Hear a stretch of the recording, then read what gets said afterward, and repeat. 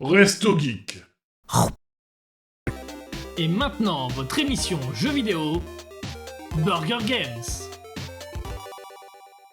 On va pouvoir enchaîner du coup avant le dossier du mois rapidement sur nos quelques attentes à venir. Ouais, il y en a quand même pas mal. Hein. Donc on va attaquer justement avec... ça va enchaîner avec le dossier du mois après, mais je vais en parler très rapidement maintenant. Donc moi, Death Stranding 2 que j'attends, bien sûr, qui est plus ou moins sorti déjà pour ceux qui ont commandé le jeu en avance. Et sinon, il sort officiellement ce jeudi. Il y a déjà des avis où les gens ne sont pas d'accord sur le jeu. Il y en a qui aiment déjà, il y en a qui détestent un peu.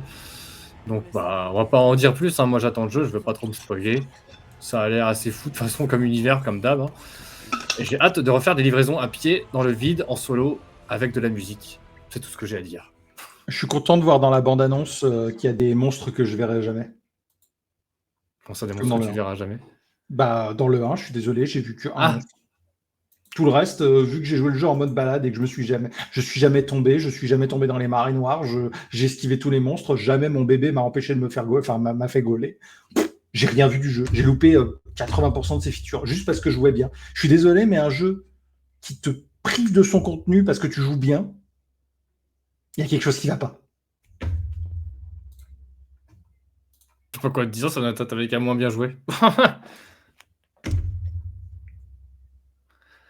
On enchaîne avec Donkey Kong. Ah, le nouveau Donkey Kong. Bon, ça c'est. J'allais dire c'est achat Day One, il est déjà préco.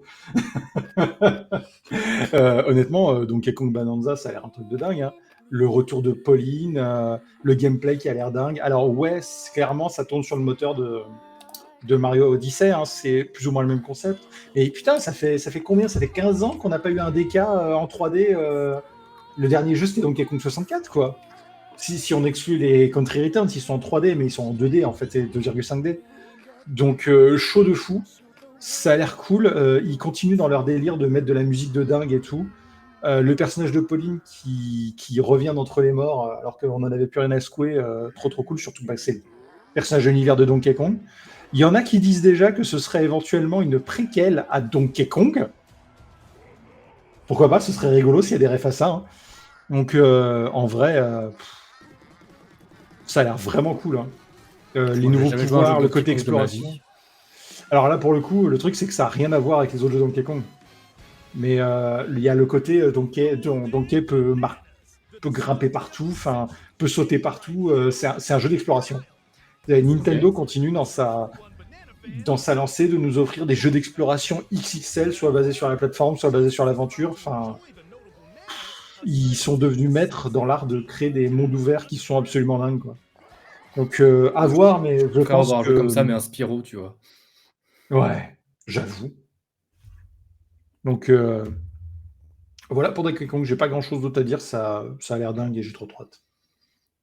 Le suivant, je le connais pas, c'est Ratatan. Ah si, on en avait parlé rapidement. Ah, Ratatan. Alors, j'ai pas eu le temps de regarder des vidéos. Du coup, on va regarder la bande-annonce ensemble parce que si vous ne connaissez pas Patapon, c'est un jeu d'aventure RPG musical où on contrôle les petits patapons. Et Patapon, c'est une série qui a disparu. Et quelqu'un a décidé de reprendre la suite et de créer Ratatan. Et Ratatan, c'est la même chose, sauf qu'apparemment, c'est un roguelike. Et en vrai, je suis méga chaud, moi. Ça a l'air trop bien. On veut un live de quoi? De Donkey Kong ou de Ratatan, du coup?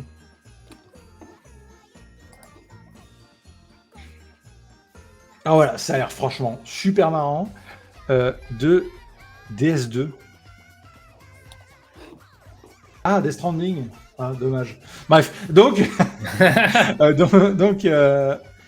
donc Ratatan, ça a l'air super rigolo. Voilà, c'est du coup le côté roguelike avec des améliorations récupérées et un jeu musical débile avec des chansons à débloquer pour devenir plus fort, à faire des trucs, des héros apparemment améliorés, sa petite armée à créer. Vraiment, ça reprend le fonctionnement de Patapon.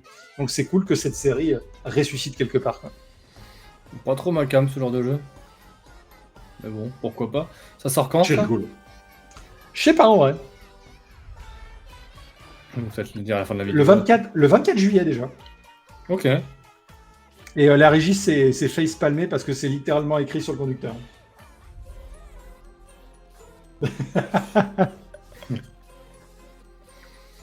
Ça marche. Ensuite, on va attaquer un jeu qui est attendu principalement par Typo. Mais moi, je trouve que l'univers a l'air dingue aussi. Donc, ce jeu, c'est le nouveau Mafia. Ouais, Mafia, The Old Country. Ça a l'air absolument dingue. Je vous avoue. Pas un Mafia 4, mais une sorte de. Ouais, pas préquel, mais en gros, qui est un peu un jeu à part, quoi. Qui est un jeu dans le passé, quoi, C'est ça. de Mafia. Mais en vrai, je trouve que l'ambiance est folle quand même. Ça parle avec un accent italien raciste des années 60. Oh, raciste.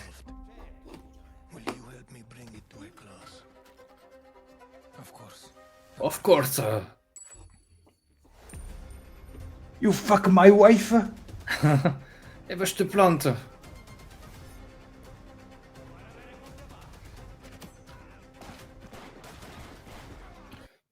Après, je sais pas si ce mafia-là, globalement, Typo, il est plus au courant que nous. Les mafias, ça reste un peu des mondes ouverts aussi, ou c'est des gens en ligne droite? Oui, c'est Ouais. des GTA-like, si je ne dis pas de bêtises. Hein. Ouais, après, Donc, c'est peut-être pas monde aussi ouvert, jouissif que système de GTA Live. mission.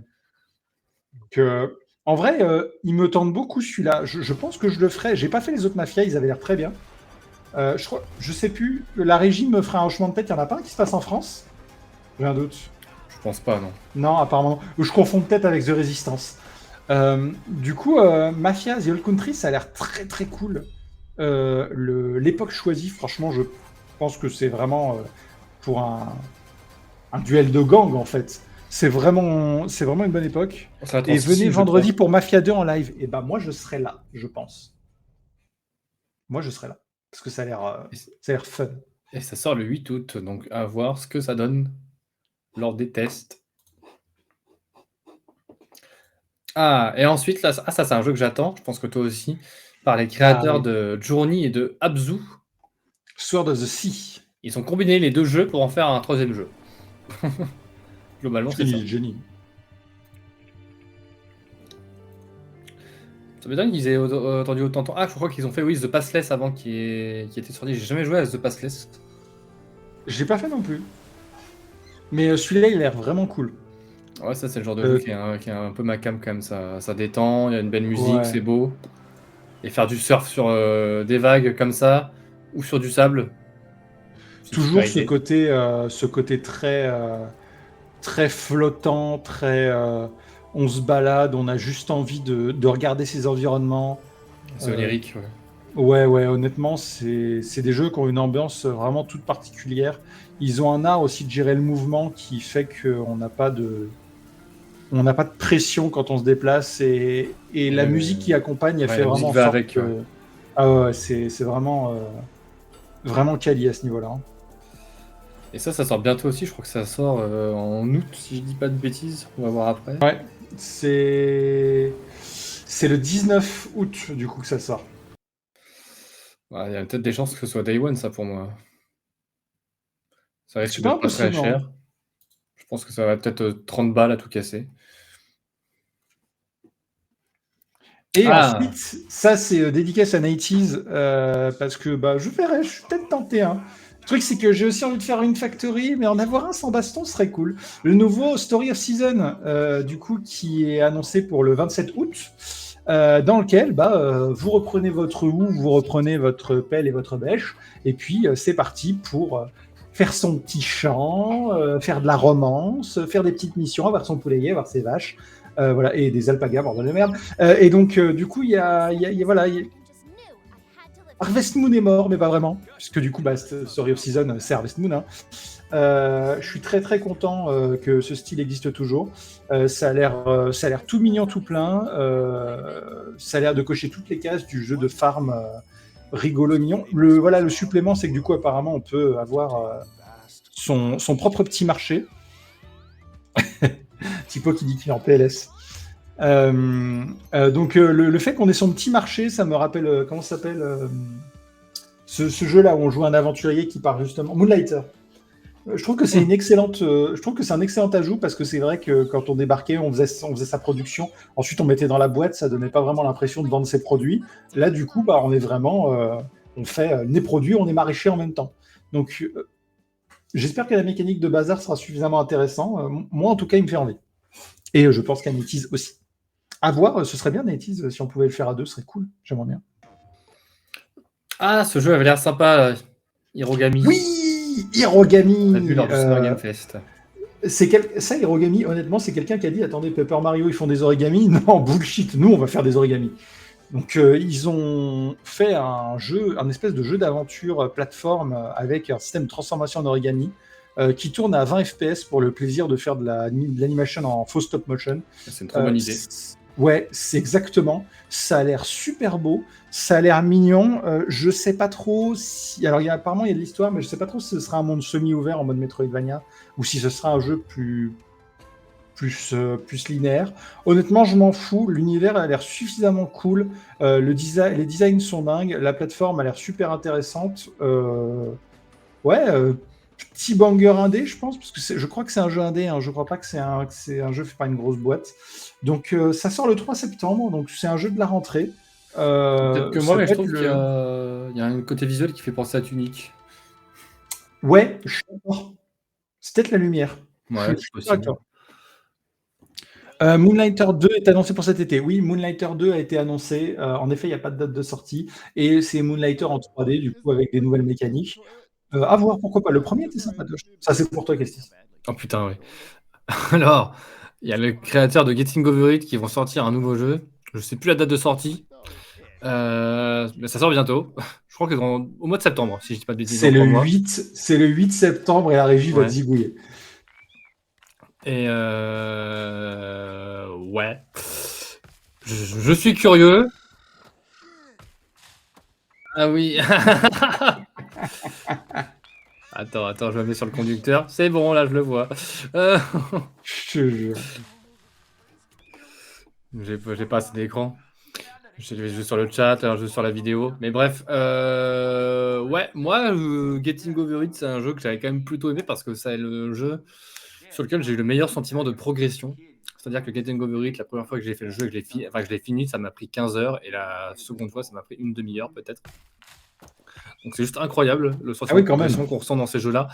Et là, je sais pas ce qui nous attend dans ce truc-là, mais ça a l'air d'être pareil. Prêt à péter un plomb pendant des heures et des heures pour ne serait-ce que faire 3 mètres. Mais une fois qu'on maîtrise, c'est incroyable et ça se speedrun hyper facilement. J'ai l'impression que ça n'a pas vraiment la même définition d'une bonne soirée. Hein. Après, ça se joue par tranche de 10 minutes, hein, ce genre de jeu. Ouais. Par contre, celui-là, c'est pas un jeu que je joue par tranche de 10 minutes. Hein. Il est très possible que je me le bouffe en entier direct. Hein. Putain, un nouveau Silent Hill au Japon, les gars, quoi. Incroyable. Ouais. Formidable. Et l'ambiance a l'air assez folle. Dingue. Ah ouais. L'ambiance a l'air. Alors, tu trouvais que graphiquement, ça avait pas l'air si beau que ça? Moi, je suis pas d'accord. Non, c'est la vidéo qui fait que. Non, mais niveau design, honnêtement, j'ai rien à dire. Ça a l'air dingue. Honnêtement, ça tourne sur Unreal Engine 3, ça. C'est pas possible. C'est pas dingue. Faut pas se leurrer. Ça veut pas dire que c'est mal. Hein. Ça veut juste dire que c'est pas ouf. Graphiquement. C'est volontaire après. Non, je pense surtout que c'est la team bis de Konami qui a eu le droit pour faire le jeu. Clairement, hein. C'est signé. Hein. Donc bon. Mais bon, dans le trailer, je crois qu'on voit des trucs assez chelous qui arrivent après. Oui. Globalement, honnêtement, ils se sont inspirés de Bizan des Yokai. Alors j'ai vu, comment il s'appelle, Benzaï dire que l'intérêt de Silent Hill, c'était envoyer l'étrangeté japonaise dans un monde américain plus proche de l'Europe, ce qui fait que ça crée chez nous un décalage pour cette culture horrifique qu'on n'a pas l'habitude, et qui trouvait que ça avait l'air un peu plus dans ce jeu-là. Moi, je trouve honnêtement que les designs inspirés d'Oni, et pourtant ils ont vraiment cette patte Silent Hill-esque de créatures horrifiques. J'ai sincèrement envie d'aller me pisser dessus sur ce truc. Vraiment. Pareil. J'espère juste que ça va parler de thèmes forts qui vont taper et qui vont me parler surtout aussi. Alors, dans les trucs un peu japonais, K-drama, et vu la tenue du personnage principal, Yamete Kudasai. Je me dis, j'espère que ça va juste pas parler d'harcèlement scolaire parce qu'on a déjà vu ça plein de fois dans ce genre de truc. Ouais, c'est pas faux. Ensuite, ça dépend. Si encore une fois, si c'est fait avec justesse et si c'est bien fait, pourquoi pas. Ouais. Mais oui, il faut rester, je pense, peut-être méfiant sur ce genre de truc. À voir. Ouais, j'espère que ce sera un scénario traité avec justesse, oui. Je l'espère aussi, en tout cas. Et ça sort le 25 septembre. Excellent. Et là, un nouveau Final Fantasy qui n'est pas vraiment nouveau, mais du coup, un remake de Final Fantasy Tactics qui est, d'après certains youtubeurs comme Atomium, le meilleur scénario de Final Fantasy qui a jamais été. Le meilleur scénario de jeu tactique jamais créé. C'est un scénario mature, il y a des morts partout, c'est le trône de fer avant que ce soit écrit. C'est incroyable. Final Fantasy Tactics, c'est un truc de fou. Et niveau gameplay, c'est un truc de malade. L'interface est repensée. Ils utilisent a priori, de ce que je vois, le moteur du remake de Tactic Ogre. Honnêtement, là, on n'a plus de raison de ne pas le faire. Le jeu avait vieilli sur les anciennes consoles, notamment parce que le rythme est un peu lent. A priori, on a moyen d'accélérer les résolutions d'action, ce qui, honnêtement, pour moi, va rendre le jeu beaucoup plus péchu. On a moyen de jouer avec les vieux graphismes et la vieille interface. Enfin, moi, ça, c'est Switch 2 Day One OKLM. 30 septembre. C'est en jeu portable. 30 septembre, les gars, 30 septembre. On a le retour de Final Fantasy Tactics. J'ai jamais joué un Tactical de ma vie, peut-être que ce sera l'occasion. Alors, une petite réserve sur FF Tactics. Il existe 2 versions de Final Fantasy Tactics. Final Fantasy Tactics sur PS1 et Final Fantasy Tactics The War of the Lion sur PSP. Et l'opus PSP est peu ou prou le même, sachant que dans les 2 cas, on peut débloquer Cloud de Final Fantasy VII ainsi que Sephiroth. OKLM. Par contre, dans celui sur PSP, on pouvait aussi débloquer Balsir de FF12. Puisque le jeu était sorti depuis un moment, et du coup, voilà, c'était un ajout sympa, qui en plus, il avait une classe unique. J'espère que c'est cette version-là qu'ils ont gardée, parce que contrairement à Tactic Ogre, qui a des changements de gameplay pour toutes les versions, ce qui en fait un bordel monstrueux pour choisir la meilleure version pour jouer, bah, c'est pas le cas pour Final Fantasy Tactics. Toutes les 2 versions sont vraiment peu ou prou les mêmes, à part ce petit ajout. Donc j'espère qu'on aura la version plus de la PSP. Éventuellement, s'ils aiment garder le truc, peut-être qu'on aura un personnage supplémentaire. Peut-être qu'on aura Clive jouable dans FF Tactics, ce serait incroyable. Noctis. Bon, même Noctis. Noctis, en vrai, je suis OK. Hein. Moi, je trouve cool Noctis. Hein. C'est son jeu que je trouve pas cool. Donc, c'est juste que Noctis, pour le coup, même si je trouvais ça cool, il fait moins médiéval fantastique que Clive. Bah ça, oui. Clive, il rentre dans le décor. Donc, voilà. J'espère juste qu'on aura au moins cette version-là, avec de l'espoir, un petit bonus en plus. Mais honnêtement, si vous aimez les jeux tactiques, incroyable. Voilà. Ça marche. Il y a un dernier jeu dont tu voulais parler aussi. On attend. Oui. Alors, c'est une bande-annonce qui a l'air super bizarre. On joue un phare. Oui, alors en fait, le truc, c'est que je pense que vous vous rendez pas compte qu'à Double Fine, c'est des tarés. Mais genre vraiment. Eux, pas qu'un peu. Hein. Genre, que ce soit graphiquement au niveau de gameplay. Parce qu'en fait, ces gens-là, ils ont créé un jeu qui est instant devenu un de mes jeux de plateforme préférés quand je l'ai testé il y a 2 ans, qui est Psychonaut. Et derrière, une fois que je l'ai fini, j'ai instant acheté et pourri sa suite Psychonaut 2. Et je trouve ça honteux que Psychonaut 2, on connaisse pas plus ce jeu-là, tellement il est incroyable. Que ce soit au niveau du scénario, des thématiques abordées, du gameplay en soi, qui est un platformer type Mario 64 complètement dingue, dans lequel vous rentrez dans la tête des gens. Et en fait, ils ont ce côté esthétique complètement fou, capable, voilà, enfin, regardez-moi ces décors, quoi. On joue à un phare. Merde. Ouais, pourquoi pas. Sauf qu'on joue au 6 oiseaux, hein, pour info. Hein. Ah oui. Donc, il a l'air de se passer des trucs bizarres dans cette histoire. Donc, moi, pour leurs univers, et comme vous savez que j'aime les jeux indés complètement dingues avec des graphismes dégueulasses, hein, je vous ai présenté Lunacid, je vous ai présenté Dread Delusion. Ça, c'est dans la veine de ce genre de merde. Hein. Ou de The New Flesh, dont j'ai parlé plus tôt. Moi, honnêtement, ce truc-là... Ouais, m'en fous de jouer à phare. Non, mais je rigole. FF15, tu joues en mode désabusé, c'est bon. On joue un phare. Le 17 octobre, ça a l'air incroyable. Ça marche, mais oui, ça a l'air plutôt sympa quand même. Donc moi, je suis curieux aussi de ce genre de jeu.